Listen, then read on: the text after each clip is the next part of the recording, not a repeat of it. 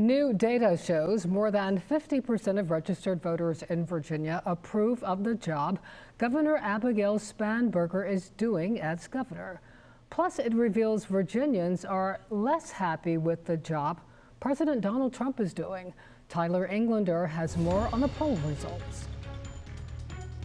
Morning Consult analyzed data from the second quarter of 2026. What they found was 54% of registered voters in Virginia approve of the job Governor Abigail Spanberger is doing. We're getting a new look into how Virginians feel about Governor Abigail Spanberger. It's cause for, I think, staying the course for Spanberger and maybe a little less panic from the Spanberger administration. Morning Consult found that in the second quarter of 2026, 54% of registered voters in Virginia approved of the job Spanberger is doing, compared to 37% who disapprove.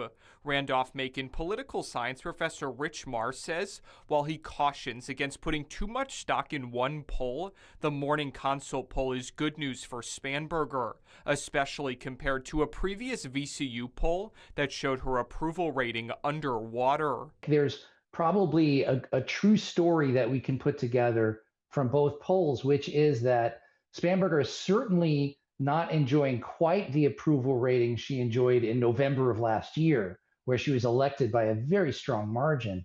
At the same time, probably things are not quite as dire as the earlier poll suggested. As for President Donald Trump, 38% of registered voters in Virginia approve of the job he's doing in the White House, compared to 59% who disapprove. Marr says Trump's popularity will be part of the national story surrounding the midterm elections. I do think that Trump's numbers should be concerning to not just the Trump administration and Republicans nationally, but Republicans here in Virginia. Morning Consult also found that more than 50% of registered voters approve of the job Senators Tim Kaine and Mark Warner are doing at the state capitol. I'm Tyler Englander.